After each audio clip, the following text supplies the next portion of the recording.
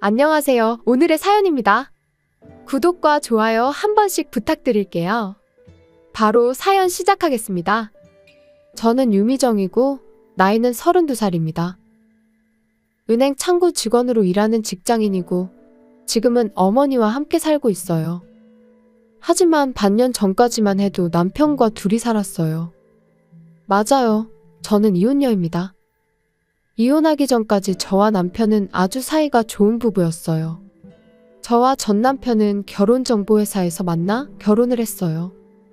사실 저는 어렸을 때부터 웨딩드레스 입는 게 꿈이었어요. 유치원 때였는지 어린이집 때였는지는 기억 안 나지만 친척 언니의 결혼식에 참석했을 때 너무 예쁜 신부를 보고 나도 커서 신부가 돼야지라는 꿈을 꾸었어요. 게다가 저희 집 근처에는 드레스 대여점이 있었어요.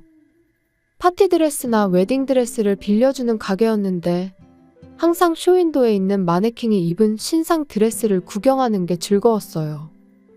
가끔 가게 주인이 쇼윈도를 바라보고 있는 저에게 카탈로그를 건네주기도 했어요. 저는 그 카탈로그에서 마음에 드는 드레스를 오려내어 앨범에 붙여놓고 보는 것이 취미였어요.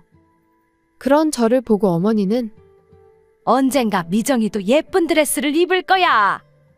라고 말씀해 주셨어요. 저는 그때마다 나도 결혼식장에서 웨딩드레스 입을 거야 라며 천진난만하게 웃었어요. 하지만 그 꿈에 찬물을 끼얹는 사람이 있었어요. 바로 제 쌍둥이 여동생 유은정이에요. 저와 여동생은 이란성 쌍둥이라 거의 닮지 않았어요. 저는 어머니를 닮았고 여동생은 아버지를 닮았어요. 그 때문인지 어머니는 저를 편애하시고 아버지는 여동생을 편애하셨어요. 아버지는 은정이는 날 닮아서 귀엽구나. 라고 자주 말씀하셨어요. 실제로 여동생은 얼굴이 작고 눈이 동그래서 귀엽긴 해요. 저는 오히려 고풍스러운 얼굴형이라 요즘 유행하는 얼굴은 아니에요. 그런 저에게 동생은 늘 툭툭 건드렸어요. 제가 드레스 카탈로그를 보고 있으면 언니는 이런 옷 절대 안 어울려. 라고 말하더라고요. 그렇지 않아? 언젠가 크면 나도 어울릴 거야. 이런 건 나처럼 귀여운 여자한테 어울리는 거야? 라며 듣지 않았어요. 남자들에게 인기가 많았던 건 여동생이었어요. 제가 좋아하는 남자에게 쪽지를 받았다고 생각했는데 여동생에게 전달 좀 해달라는 적도 여러 번 있었어요. 그리고 여동생은 언니는 인기가 없으니까 결혼 못 할 거야. 라며 저를 무시했어요. 하지만 저는 공부나 운동에서 여동생에게 진 적이 없어요. 언니가 돼서 동생에게 질 수는 없었어요. 정말 그 일념 하나로 저는 공부와 운동에 매진했어요. 하지만 그마저도 여동생은 여자는 귀여움이 우선이지 공부나 운동 잘하는 건 의미 없어. 라며 저를 무시했어요. 게다가 한술 더 뜨는 건 아버지였어요. 아버지는 자신을 닮은 여동생이 귀여우셨겠죠. 여동생이 성적이 안 좋으면 넌 예쁘니까 그렇게 신경 쓰지 않아도 돼. 라고 말씀하셨어요. 하지만 어머니는 아버지와 달랐어요. 아무리 이쁘다고 해도 머리에 들은 게 없으면 나중에 곤란할 거야. 엄마는 항상 언니만 편애해. 어머니가 편애하는 면이 있는 건 맞지만 결코 여동생을 업신여기지는 않았어요. 쟤는 외모만 신경 써서 걱정이네. 라며 늘 걱정하셨죠. 공부하라고 잔소리를 하는 것도 성적이 좋지 않은 동생을 위해서였어요. 당시 제 성적은 위에서부터 세는 게 빨랐지만 동생의 성적은 아래에서 세는 게 더 빨랐거든요. 게다가 여동생은 중학생이 될 무렵에는 교칙에 어긋나는 화장을 하거나 교복 수선을 하는 등 문제를 일으켜 어머니가 학교에 불려가기도 했어요. 여동생 담임 선생님이 여동생이 말썽 피우는데 언니는 너가 좀 챙겨주지 않을래? 라는 말을 여러 번 들었어요. 저는 그런 여동생을 돌보는 게 싫어서 고등학교는 여동생과 다른 학교로 갔어요. 여동생은 성적이 안 좋아 실업계 고등학교로 갔고 저는 일반 고등학교로 갔어요. 언니는 공부도 안 하고 놀기만 하는 것 같은데 나는 알바도 해야 하네. 어쩔 수 없지. 나는 야간 자율학습 해야 해서 알바 못해. 몰래 땡땡이 치면 안 돼? 어차피 열심히 하지도 않잖아. 그 무렵부터 저는 여동생과 말하기 싫어져서 거의 말을 하지 않게 되었어요.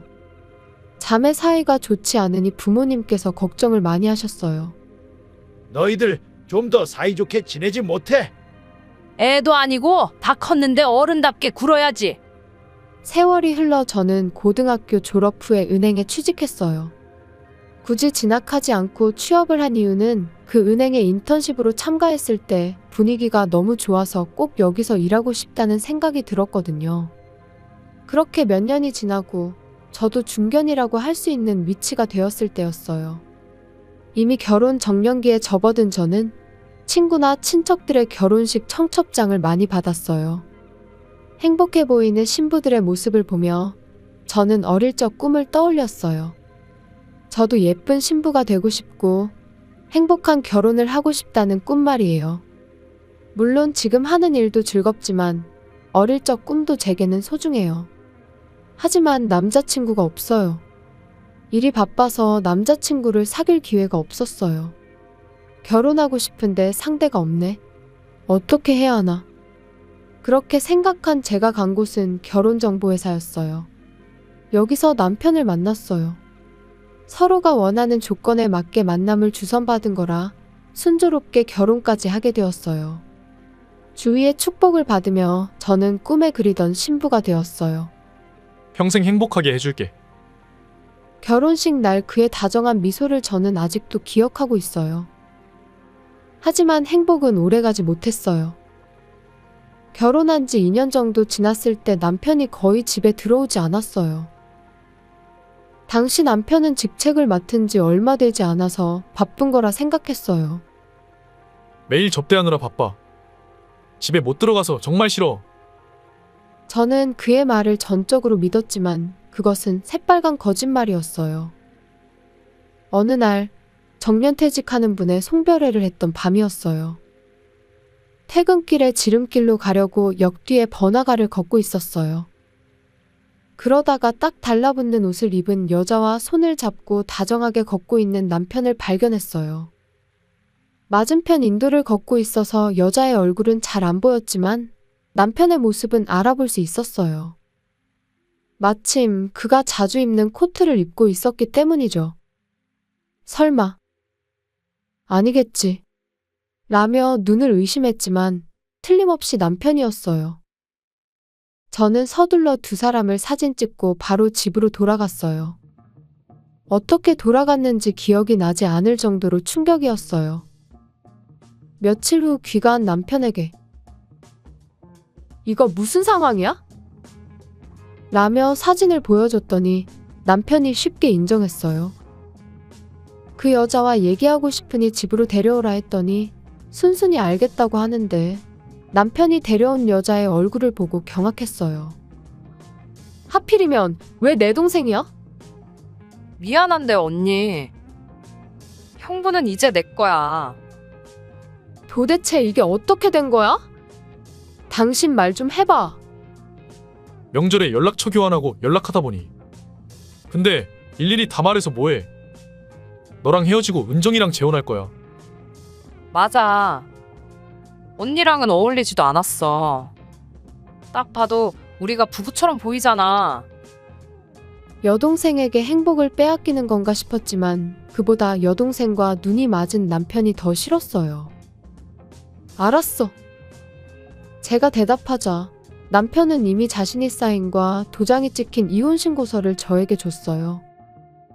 이쯤 되면 충격이 너무 커서 이성이 사라지고 본능적으로 서명을 했다고 보는 게 맞을 것 같네요. 저는 그대로 짐을 싸서 집을 나왔어요. 그리고 바로 친정집으로 돌아갔어요. 부모님께서 엄청 놀라신 듯 했어요. 하지만 아버지는 역시 여동생 편인지라 은정이에게 뺏긴 건 어쩔 수 없다고 생각하고 마음 접어. 지금 이혼하고 심란한 애한테 그게 할 말이에요? 그 자리에서 부모님께서 부부싸움을 하셨어요. 그리고 며칠 동안 부모님은 서로 말을 하지 않았어요. 2주 후 이혼 처리가 됐다는 서류가 우편으로 왔고 위자료가 입금되었어요. 하지만 제 마음의 상처는 깊었고 한동안은 일할 때를 제외하고는 계속 울면서 살았어요. 게다가 부모님도 이혼해버렸어요. 제가 이혼하고 집에 돌아온 날의 부부싸움이 원인이었어요. 예전부터 가치관이 달라 자주 싸우셨는데 쌓이고 쌓인 게 이번에 폭발한 거죠. 아버지는 집을 나와 고향으로 돌아가셨어요. 얼마 후 어머니는 예전부터 취미로 하던 꽃꽂이와 요리교실에 다니고 있었는데 매일 울고 있는 저를 보고 함께 요리교실에 가자고 해주셨어요. 또래 사람들도 있으니까 대화도 나누고 하면 좋을 거야. 이참에 기분 전환도 하고 풀을 털어버리는 게 좋지 않겠어. 처음에는 그럴 기분이 아니라고 거절했는데 계속 권유하셔서 한번 가보지 라는 생각으로 가봤어요. 그러다 보니 의외로 재밌어서 결국 어머니와 마찬가지로 저도 다니게 되었어요. 그 교실은 저보다 젊은 사람부터 나이 지긋한 분까지 두루두루 있었고 다들 친해 보였어요. 저도 금방 적응했고 휴일에는 다 같이 모여서 맛집을 다니거나 하며 제 마음의 상처도 서서히 치유되어 갔어요. 그러던 어느 날 저는 어처구니 없는 일에 휘말렸어요. 남편과 이혼한 지 반년쯤 지났을 무렵 아침에 갑자기 경찰관이 집에 찾아왔어요. 유은정 씨 계시죠? 이야기 좀 나누려고 왔습니다. 나이 지긋한 경찰관은 저를 사건 용의자를 보는 눈빛으로 쳐다봤어요. 도대체 무슨 일이에요? 라고 묻자 경찰관 뒤에서 전 남편이 얼굴을 내밀었고 옆에는 여동생도 있었어요. 이웃들이 보면 오해할 것 같으니 일단 들어오세요. 최근에 이 부부를 괴롭히고 계신다면서요? 신고가 들어왔어요. 그래서 사실관계 확인차 방문한 겁니다. 네? 저는 그런 짓 한 거 없어요. 너 우리가 부러워서 질투하고 있잖아. 진짜 비겁하기 짝이 없네. 그게 무슨 소리야? 내가 너희를 왜 괴롭혀? 정말 너무해. 내가 남편 뺐었다고 시기나 하고. 저는 눈물을 흘리는 여동생의 모습이 의심스러웠어요. 경찰관님, 자세한 이야기를 해주세요. 설명해 드리자면 이분들 사는 집에 휴일이나 밤이 되면 현관에다가 쓰레기를 투척하셨다는데요. 절대 그런 짓 한 적 없어요. 그만 좀 시치미 떼. 여기 증거 다 있어. 현관 방범 카메라에 다 찍혔잖아. 잘 보이지? 날짜까지도 다 있어.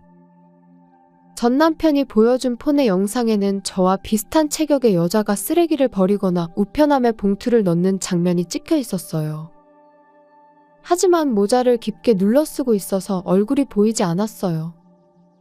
딱 봐도 너 맞잖아. 이 영상이 찍힌 날짜에 나는 제주도에 있었어. 저도 스마트폰을 꺼내서 동영상을 보여줬어요. 그 영상에는 요리교실 사람들과 함께 제주도 바다에서 놀고 있는 모습이 담겨 있었어요. 그리고 그 날짜는 전 남편이 보여준 동영상의 날짜와 일치했어요. 이게 뭘 뜻하는 거죠? 경찰관은 당황한 표정으로 제게 물었어요. 이날 전후로 저는 요리교실 사람들이랑 제주도 여행을 갔었어요. 이건 그때 찍은 동영상이에요. 혹시 못 믿겠으면 그때 같이 간 친구한테 전화해볼까요? 그러면 한번 전화 좀 걸어보시겠어요? 그러자 갑자기 여동생이 경찰관을 말렸어요. 방범 카메라에 찍힌 건 언니가 확실해요. 그리고 지금 동영상이랑 전화도 다 짜고 치는 거일 거예요. 그렇게 의심스러우면 같이 간 사람을 불러서 확인해보면 되잖아. 저는 같이 갔던 요리 교실 친구에게 전화를 걸었고 상황을 설명하니 집으로 오기로 했어요. 그리고 친구가 집에 와서 카톡과 사진 등을 모두 다 경찰관에게 보여주니 이건 유미정 씨가 한 게 아닌 것 같네요. 거봐, 나 아니라니까. 이거 자작극 아니야? 뭐? 자작극이라고? 왜냐면 이 영상 속에 여자가 입고 있는 코트, 이거 엄마 코트 같은데? 그리고 이 코트는 은정이가 가져갔어. 그냥 똑같은 코트 아니야? 이 코트는 한정판이야. 첫 월급으로 엄마 사준 건데 이 동네에는 은정이 말고는 없어. 동생은 얼굴이 새하얗게 질렸어요. 이 말이 사실입니까? 본인이 맞아요? 너 정말이야? 언니가 이혼하고 우울해할 줄 알았는데 잘 지내고 있잖아. 나는 언니가 행복한 게 싫어. 경찰관님, 저한테 누명 씌우려고 허위 신고한 거 고소되죠? 저 미친년 좀 당장 잡아가 주세요. 죄가 맞긴 합니다만 아니, 나한테 왜 그래? 언니가 먼저 결혼해서 행복하게 살았으니까 이제 내가 행복할 차례야. 그게 무슨 소리야? 너 완전히 미쳤구나? 그리고 당신은 왜 아무 말이 없어? 당신도 고소당할래? 미안해. 나는 은정이가 울면서 말하길래 진짜인 줄 알았어.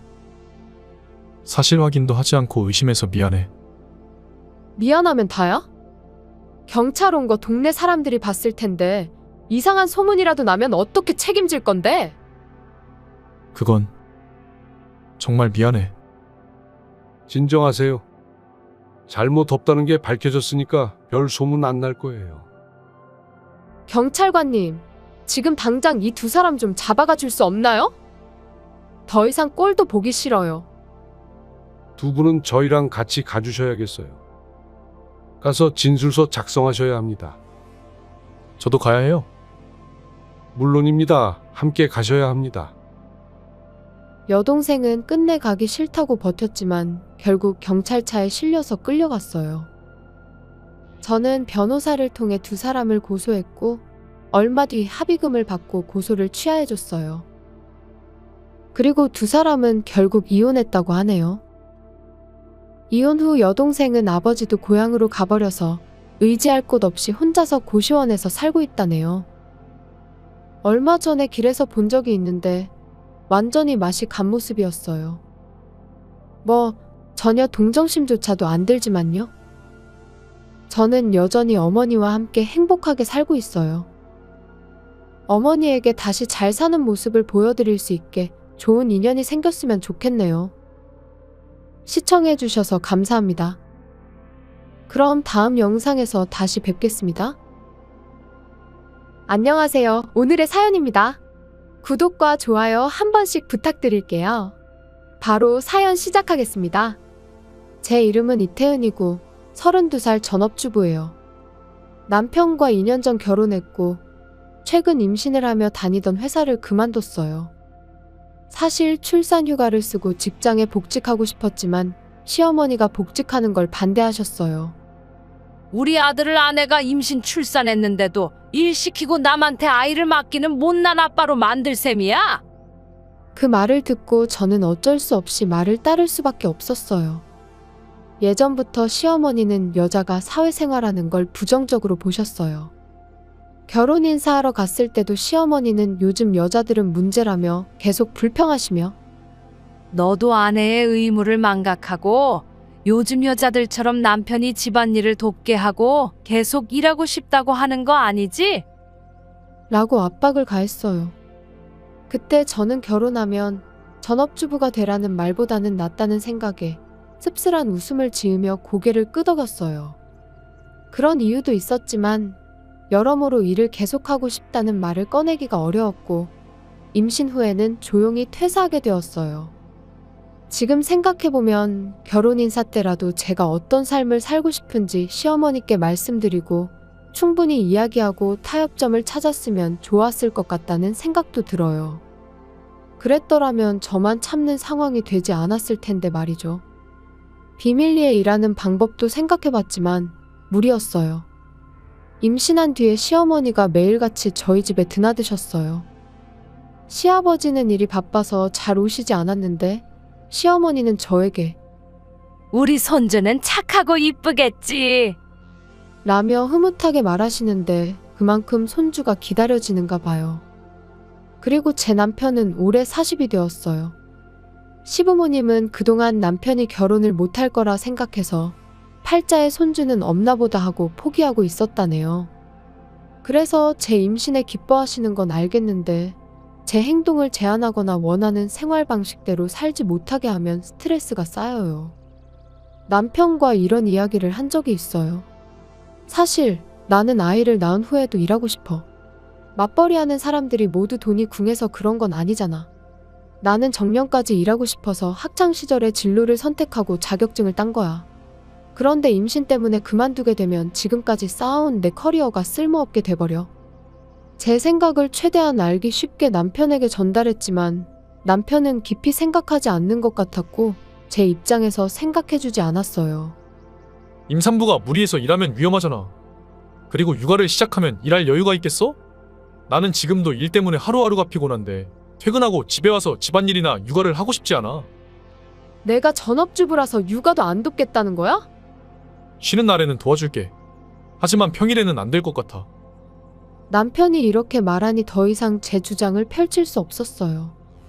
저도 사회생활을 해봤기 때문에 남편의 마음을 이해하지 못하는 건 아니에요. 아예 일절 참여하지 않는다는 것도 아니어서 뭐라고 하기도 애매해요.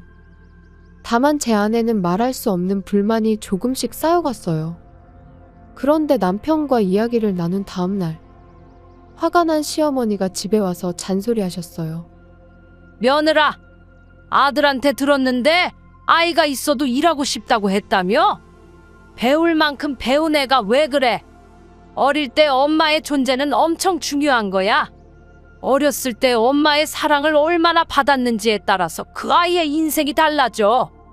그런데도 육아는 뒷전으로 하고 계속 일하고 싶다는 건 너무 이기적인 거 아니야?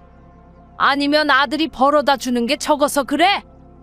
남편과 그냥 대화를 나눈 것뿐인데 왜 그게 시어머니에게 전해져서 이렇게 혼나야 하는 건지 이해되지 않았어요. 정말로 남편이 밉고 원망스러웠어요. 어머님 오해예요. 남편 돈으로도 생활할 수 있어요. 하지만 저는 지금 하는 일을 하기 위해 비싼 학비를 주고 자격증을 땄어요. 임신했다고 해서 7년 남짓한 기간에 그만두는 게 좀 아깝다고 생각해요. 그건 너가 잘못한 거 아니야? 여자니까 언젠가는 결혼해서 아이를 낳을 테고 그러면 직장은 그만둬야 할 텐데 비싼 학비 주고 자격증이 필요한 직업을 택한 건 네 탓이잖아. 부모님은 이렇게 될 거라고 말 안 해주셨어? 부모랑 자식이랑 둘 다 머리가 나쁜 거 아니야? 무슨 일을 하던 그건 제 자유예요. 저도 행복을 추구할 권리가 있어요. 아이를 낳고 나서도 일하고 싶다고 생각한 게 그렇게 큰 잘못이에요? 제가 꼭 복귀하고 싶다고 말하는 것도 아니잖아요. 남편한테 조금 투정 좀 부린 건데 저희 부모님 얘기까지 꺼내지 말아주세요. 제 눈에는 눈물이 맺히고 분노로 인해 온몸이 벌벌 떨렸어요. 어머, 세상에나 싸가지 없는 것 좀 봐. 이게 네 본 모습이야? 이럴 줄 알았으면 결혼 안 시켰어? 됐고, 너도 네 자식도 필요 없어. 아들은 재혼시키면 되니까 당장 이혼해. 라고 소리치며 돌아가셨어요. 평소 같으면 몇 시간씩이나 머물던 시어머니가 사라져 안도감과 동시에 앞으로 시어머니와의 관계는 어쩌지? 라는 불안감이 들었어요.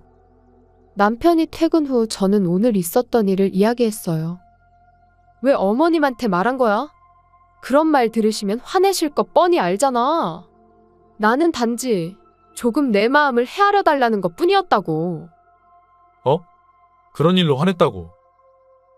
잠깐만, 엄마한테 전화해 볼게.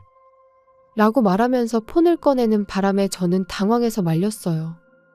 그만해. 더 이상 일 키우지 마. 제발 나한테 스트레스 주지 마. 미안해. 만약 엄마가 이상한 말해도 나는 항상 당신 편이야. 정말로 약속할게. 다른 사람이랑 재혼하는 일도 절대 없을 테니 안심해. 남편의 말에 저는 겨우 정신적으로 안정을 찾을 수 있었어요. 그렇다고 해도 남편에게 의지할 수 없는 건 변함없었어요. 저는 스스로 시어머니와의 관계를 개선시켜야겠다고 생각했어요. 그 후 3일 동안 시어머니가 집에 오지 않아 안심하고 있었는데 4일째 되는 날 저녁 무렵에 갑자기 집에 왔어요. 남편도 있으니 해코지는 하지 않을 거라 생각해 겁이 조금 났지만 현관문을 열었어요. 하지만 이 타이밍에 남편은 화장실을 갔었어요. 시어머니는 신발을 벗고 현관에 들어서자 제 배를 세게 누르면서 거실로 발걸음을 옮겼어요. 저는 거의 뒤로 넘어질 뻔했지만 아슬아슬하게 버텨서 넘어지진 않았어요. 저는 화를 억누르며 차를 끓여 시어머니에게 대접하려고 했어요. 그러자 시어머니가 일부러 발을 내밀었고 저는 그 발에 걸려 넘어졌어요. 다행히 넘어질 때 무릎을 꿇고 배에 충격이 가지 않도록 바닥에 손을 댄 덕분에 뱃속의 아기는 다치지 않은 것 같았어요. 그래도 배가 흔들리면서 순간적으로 통증이 느껴졌어요. 그때 마침 남편이 화장실에서 나왔고 여보, 무슨 일이야? 괜찮아? 119 부를까? 아니야, 괜찮아. 무릎이랑 손만 아픈 것 같아. 그래도 혹시 모르니까 내일 산부인과에 가볼게. 제가 그렇게 말하자 남편은 불안한 눈빛으로 저를 쳐다봤어요. 지금 이 자리에서 시어머니가 나를 넘어뜨렸다고 말해야 하나 고민했지만 증거가 있는 게 아니라 시어머니가 변명이라도 했다간 난처할 것 같았어요. 저는 억지로 미소 지으며 걱정 끼쳐서 미안하다고 남편에게만 말하고 그 자리를 정리했어요. 하지만 이런 저의 태도에 시어머니는 제가 만만해 보였는지 다음 날도 또 비슷한 행동을 하셨어요. 특히 남편이 보지 않는 순간을 노려서 걷고 있는 제 앞에 구슬을 굴려놓거나 소파에 앉지 않고 일부러 바닥에 앉아 있다가 제가 옆을 지나가는 순간 발을 내밀기도 했어요. 한 번은 제가 시어머니의 발을 밟을 뻔해서 그걸 피하려다 균형을 잃은 적이 있어요. 그때 마침 남편이 옆에 있어서 제 몸을 잡아줘서 다행이었지만 만약에 없었다고 생각하면 끔찍해요. 그때 남편이 집사람 지금 몸무게도 많이 나가는데 넘어지기라도 했으면 어쩌려고 그랬어. 라고 화를 냈지만 일부러 그런 건 아닌 것 같았어요. 게다가 그날은 제가 보일러를 켜고 샤워하고 있는데 시어머니가 중간에 꺼버려서 그런지 물이 차가웠어요. 남편은 저보고 어리버리하다며 비웃었지만 저는 시어머니가 일부러 끈 거라고 생각했어요. 시어머니가 돌아간 후에 저는 남편에게 말했어요. 요즘 내가 자주 넘어지는 게 어머님 때문인 거 알지? 뱃속에 애도 있는데 무슨 일이 생기면 어쩌나 싶어서 무서워. 어머님이 더 이상 그런 짓 못하게 당신이 한마디 해줘. 뭐라고? 엄마가 그런 짓을 한다고? 전에 얘기했잖아. 다 까먹었어? 어머님이 나도 아이도 필요 없다고 했다고 말했잖아. 그때부터 어머님이 일부러 나를 넘어뜨리려고 해. 샤워할 때 분명히 보일러를 틀어놨었어. 근데 어머님이 끈 거라니까. 당신도 참. 드라마 너무 많이 본 거 아니야? 출산이 얼마 안 남아서 초조한 건 알겠는데 보일러 꺼진 것까지 엄마 탓하면 엄마가 좀 불쌍하잖아. 내 말 못 믿겠으면 그럼 내일 어머님 오시면. 제가 한 가지 제안을 하자 남편이 에이, 꼭 그렇게까지 해야 돼. 내일 내 말대로 하면 뭐가 진실인지 알 수 있잖아. 내 말대로 한 번만 해줘. 남편을 겨우 설득해서 제 말대로 해주기로 했어요. 분명 자신의 엄마를 의심해야 하는 게 남편도 마음이 편치 않았을 거예요. 하지만 저는 남편이 시어머니의 악행을 알아야 한다고 생각했어요. 다음 날 남편 퇴근 시간쯤에 시어머니가 집에 오셨어요. 시어머니는 늦게 귀가하는 시아버지와 함께 밥을 먹는다며 저희랑은 식사 안 하셔서 저녁은 항상 둘이서 먹어요. 오늘은 평소와 달리 퇴근한 남편에게 여보, 미안한데 좀 전에 밥 안 쳤는데 추위를 타서 그런지 몸이 좀 안 좋네. 따뜻한 물에 몸 좀 녹이고 밥 차려줘도 괜찮아? 괜찮아. 그럼 난 옷 좀 갈아입을게. 종일 힘들게 일하고 오는데 시간 맞춰 밥 준비하는 게 그리 어려운 일이야? 비꼬는 시어머니에게 미소 지으며 안방 화장실 앞으로 갔어요. 사실 남편은 아직 안방에 있었는데 제가 가자 여전히 믿기지 않는 표정으로 내가 샤워하는 걸로 알 수 있는 게 뭐야? 그냥 내 말 한번 들어주기로 약속했잖아. 잔말 말고 얼른 들어가서 샤워해. 남편을 욕실로 들어가라고 지시했어요. 저는 안방 문틈으로 시어머니가 제 생각대로 행동하는지 확인하려고 했어요. 거실과 주방이 연결되어 있기 때문에 시어머니는 주방으로 갈 거라고 생각했어요. 남편 밥도 제때 안 차려주고 샤워를 한다는 며느리를 곱게 놔두실 분이 아니시니 분명 행동을 하실 거예요. 그리고 욕실에서 샤워 소리가 들리자 부엌 옆에 있는 보일러에 다가간 시어머니가 전원을 끄면서 이제 며느리는 찬물로 샤워하겠지. 싸가지 없는 것. 얼른 이혼시켜버려야 하는데. 라고 중얼거리는 게 들렸어요. 저는 거실로 나와 소파에 앉았고 저를 본 시어머니가 어? 너 샤워한다고 안 했어?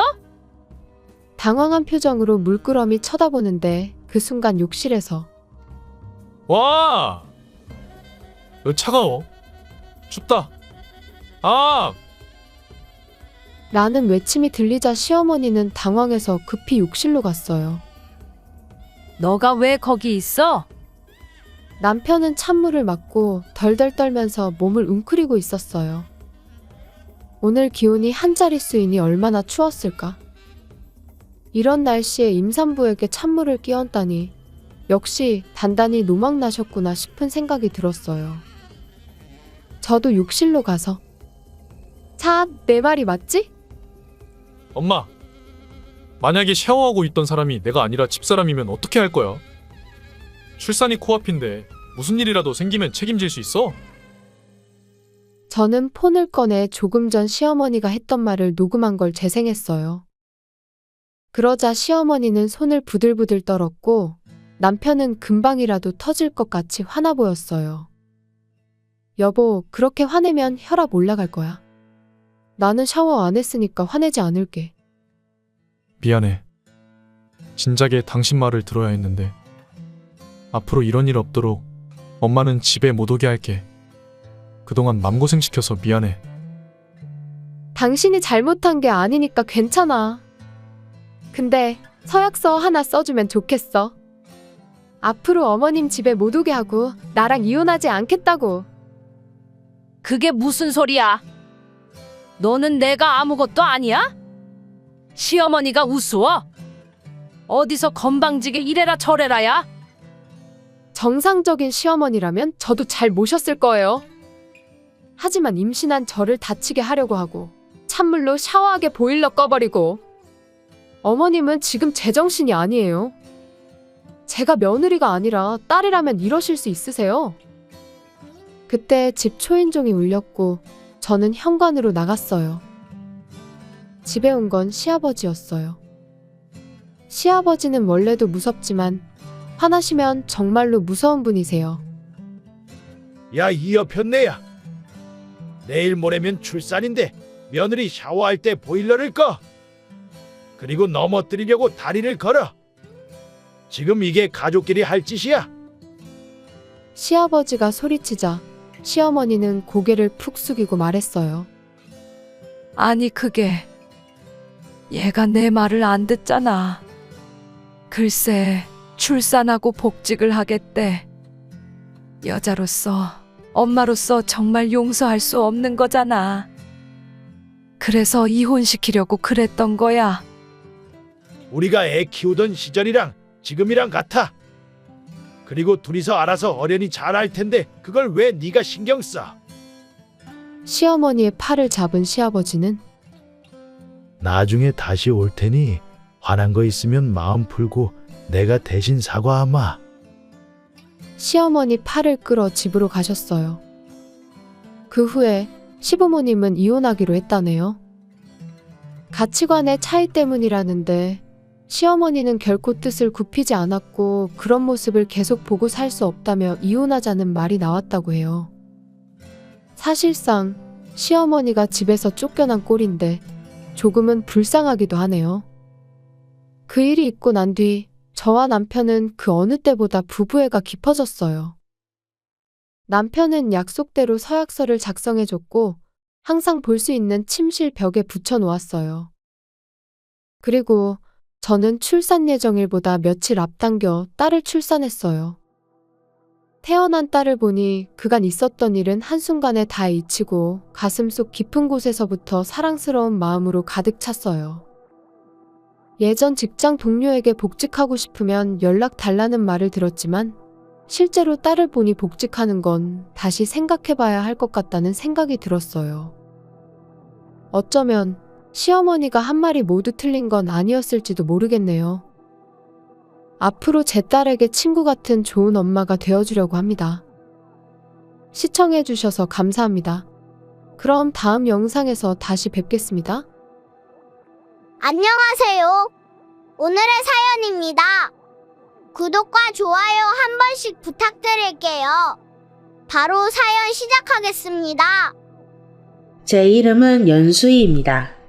오늘은 아들이 죽은 지 1년이 되는 날이에요. 저는 지금 아들의 어린 시절 앨범을 보며 추억에 잠겨 있습니다. 이것은 제가 죽은 아들과 헤어진 전 남편과 있을 때의 이야기예요. 저는 현재 50대로 대학병원 응급실에서 일하고 있어요. 바쁜 업무로 연봉은 높지만 어쨌든 쉬는 날이 적어요. 아무래도 의료업계에 1년나는 아직 해소될 기미가 보이지 않는 것 같네요. 그런 저에게 4살 위의 전 남편, 박대용이 있었어요. 지금은 이혼했지만 지금까지 인생은 최악으로 생각되는 것도 이 남자와의 만남 때문입니다. 전 남편과 만난 것은 바쁜 업무 중 참석했던 한 모임이었어요. 근육질 건장한 체격에 전 남편은 당시 택배기사로 일을 하고 있었어요. 하지만 그런 전 남편도 결혼하고 나니 변했어요. 결혼과 동시에 직장을 그만두고 제 돈으로 놀러 다니기 시작했어요. 야, 연수야, 돈 좀 줘. 뭐 또? 이번이 몇 번째일까? 하지만 남편의 눈빛이 무서워서 저는 대꾸할 수가 없었어요. 빨리 줘봐. 10배로 돌려줄 테니까. 아무 걱정하지 말고 있어. 그렇게 말하고 남편은 아마도 도박하러 갔을 거예요. 돌아오자마자 큰 소리를 내며 현관문을 열었어요. 아, 진짜 짜증나네. 끝발이 안 붙네. 짜증 가득한 남편에게 저는 일단 말을 건넸어요. 졌어? 너한테 받은 돈 다 잃었어. 결혼하고 나서부터 저는 매일 겁에 질려 살았어요. 주먹을 휘두르지는 않지만 말투가 강해 공포스러웠어요. 이혼이라는 선택지를 여러 번 생각했지만 이제 막 의사가 된 아들에게 걱정 끼치고 싶지 않았어요. 제 아들은 올해 31살인 내과 의사로 박인철이라고 해요. 친척들이 모두 의료인인 만큼 아들도 어렸을 때부터 의사를 꿈꿔왔고 의대에 진학해 지금은 종합병원에서 하루하루를 열심히 살고 있어요. 그런 아들이 최근에 결혼하고 싶은 사람이 생겼다고 했어요. 적어도 결혼식 끝날 때까지는 힘내자 라고 생각하며 언젠가는 이혼을 해야겠다는 생각으로 하루하루를 보냈어요. 하지만 남편의 말과 행동은 점점 더 심해졌어요. 오늘 야간 근무니까 갔다 올게. 그러자 남편은 잠옷 차림으로 제게 다가왔어요. 왜? 아무 말도 하지 않고 가만히 저를 쳐다보는 남편이 차갑게 말했어요. 아직 빨래도 안 끝났잖아. 밥도 안 했고. 저는 의사일도 하면서 집안일도 하고 있었어요. 그에 비해 남편은 무직인데도 집안일을 도와주는 것도 아니에요. 더군다나 집안일은 제가 해야 한다는 것에 화났어요. 그 정도는 당신이 좀 해줬으면 좋겠어. 저는 마음속에 담아두었던 속마음을 무심코 내뱉었어요. 그랬더니 남편이 뭐? 너 말이야. 내가 집에 있으니까 안심하고 일할 수 있는 거 아니야? 고마운 줄 알아야지. 출근해야 해서 바빠. 그러니까 적당히 해놔. 그리고 오늘 야간 근무라서 내일 아침에 올 거야. 그럼 적어도 돈은 주고 가야지 내 밥값. 그렇게 말하면서 남편은 한 손에 제게 내밀었어요. 더 이상은 정말 시간이 없어요. 대받아치고 싶은 말이 많았지만 저는 일단 출근이 급해 지갑에서 돈을 꺼내줬어요. 그리고 그대로 뒤를 돌아 집을 나섰어요. 문제가 발생한 것은 제가 심야 당직을 서고 있을 때였어요. 한 간호사가 저를 찾아왔어요. 수의 선생님, 빨리 간호사실로 와주세요. 아무래도 보통 일이 아닌 것 같았어요. 혹시 환자의 상태가 안 좋아진 건가? 저는 서둘러 달려갔어요. 그런데 도착하자마자 다른 간호사가 제게 전화를 대신 받으라고 했어요. 전화를 받은 저는 수화기를 들고 여보세요, 연수희입니다. 그러자 들려오는 것은 다른 병원의 의사였어요. 박인채 씨 어머니 맞으시죠? 인채 씨와 함께 근무하는 사람인데요. 사실 저는 그 말을 듣고 쓰러질 뻔했어요.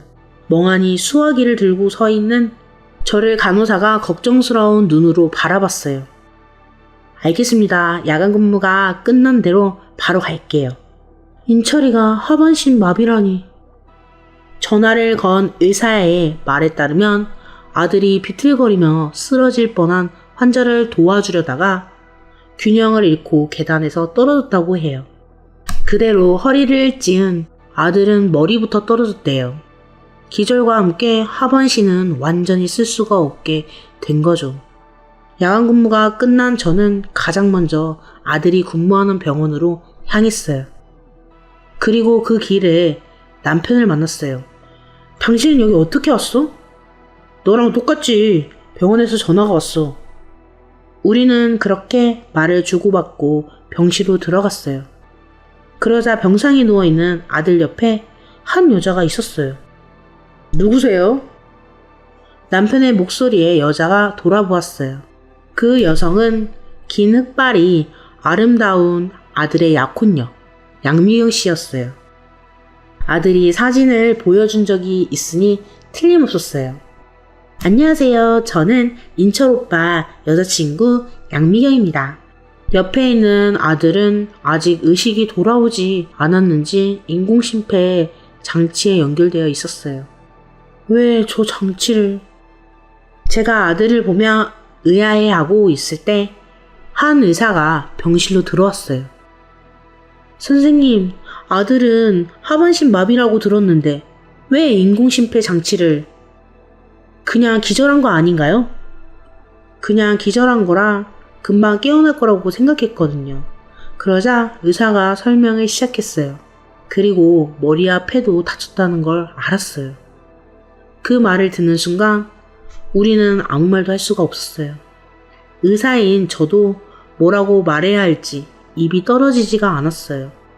일단 수술은 성공적이었다고 하는데 중환자실은 지금 10,000원이라 어쩔 수 없이 일반 병동으로 옮겨졌다고 하더군요.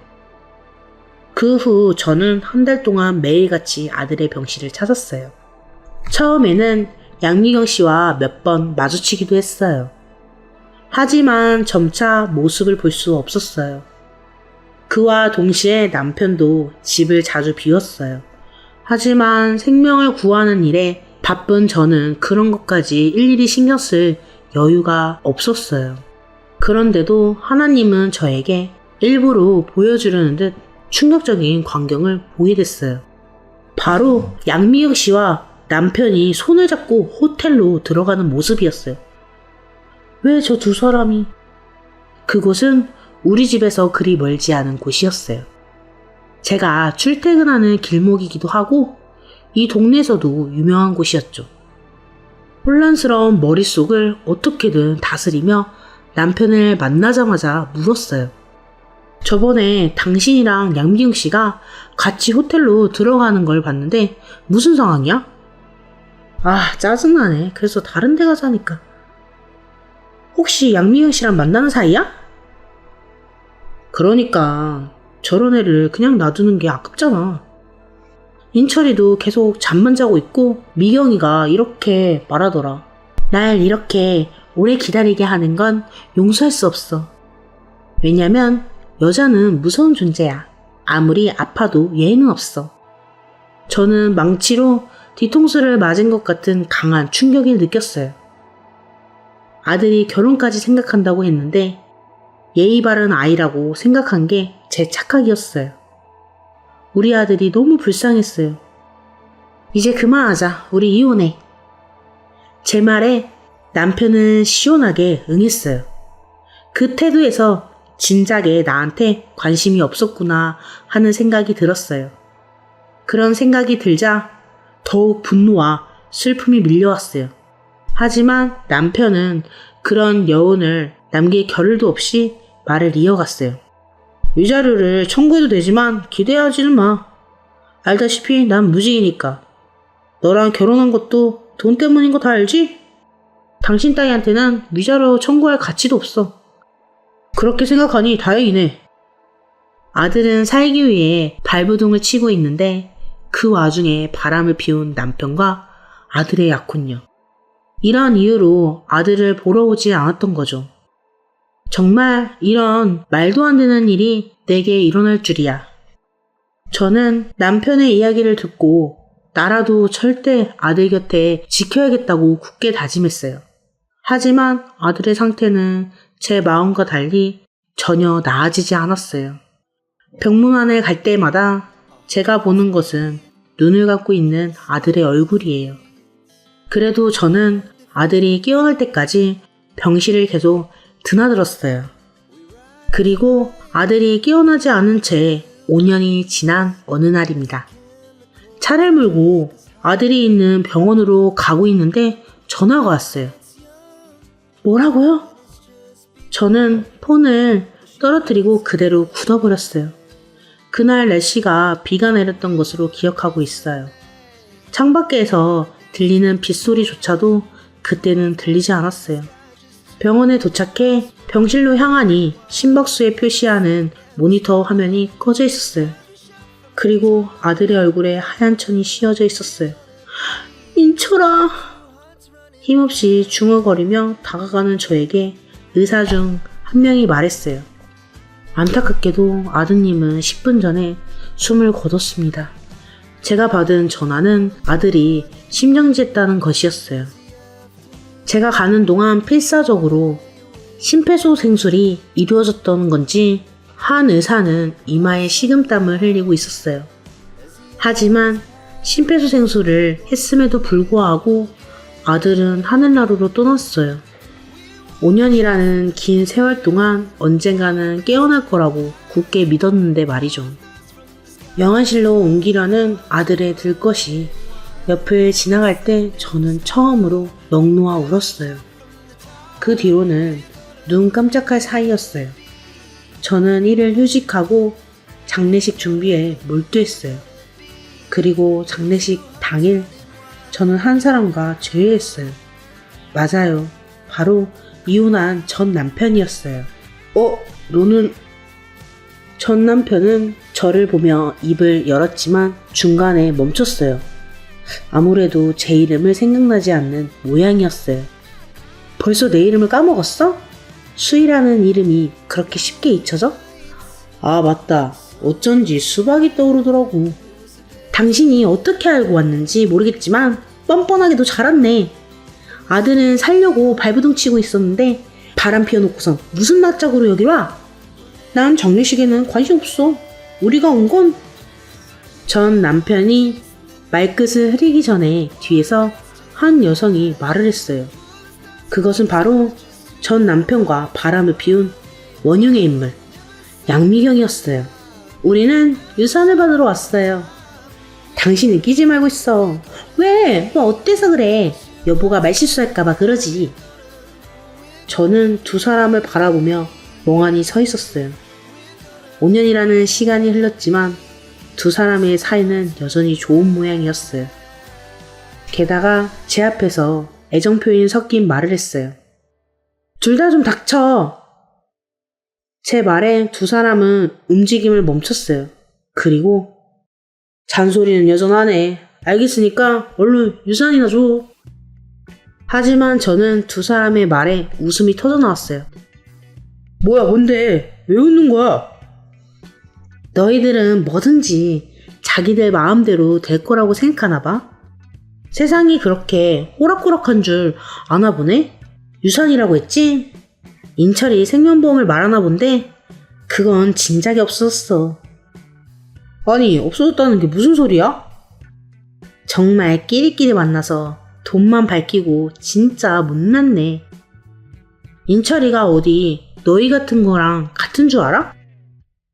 도대체 무슨 말을 하고 싶은 건데 그래서 결론이 뭐야? 인철이는 생명보험에 가입하기 전에 나한테 이렇게 말했어. 제가 만약 엄마보다 먼저 죽게 되면 그때까지 모은 돈이나 생명보험은 모두 유니세프에 기부해주세요. 라고 말이지. 그래서 인철이가 죽고 나서 그 뜻대로 모두 유니세프에 기부했어. 나도 물론이고 너희한테 10원짜리 하나 줄 게 없다는 거지. 아, 진짜 미치겠네. 전 남편의 얼굴이 갑자기 창백해졌어요. 아무래도 진심으로 아들의 유산을 받으러 온 건가 봐요. 당신 이제 어떻게 할 거야? 유산 받는 걸로 퉁치면 된다고 이번에 차도 바꿨잖아. 두 사람이 유산에 집착하는 이유를 알게 되었어요. 자동차를 사고 유산으로 내려고 한 거였죠. 둘 다 일을 안 해? 벌어서 차를 살 생각해야지. 일해. 나는 이삿짐센터. 얘는 편의점 알바. 차를 뭘 산 거야? 포르쉐 샀는데? 주제도 모르고 포르쉐? 유산이 있다고 해도 나이도 얼마 안 됐는데 그 정도나 있을 리가 없잖아. 진짜 어이가 없네. 너희들 욕심만 채우려다가 벌 받은 거니까 앞으로 잘 물고 다녀봐. 제가 여기까지 말하니 이제야 사태의 심각성을 알았나 봐요. 두 사람은 입을 반쯤 벌린 채 아무 말도 하지 않았어요. 절망에 빠진 둘을 사람들도 매섭게 노려봤어요. 그렇게 두 사람은 경비원에게 끌려나갔고 아들의 장례식은 순수하게 아들이 생각하는 참석자들과 함께 치러졌어요. 벌써 1년이 지났구나. 아들이 죽은 지 일주기인 오늘 저는 아들의 앨범을 보며 그렇게 중얼거렸어요. 그 후로 전 남편은 할부 갚느라 등골 빠진다고 하네요. 돈 벌어서 할부 갚느라 드라이브도 갈 시간이 없을 거예요. 아들아, 넌 천국에서 좋은 사람 만나서 행복하게 살고 있어. 엄마 곧 만나러 갈게. 오늘도 제 마음속에 있는 아들에게 말을 해봅니다.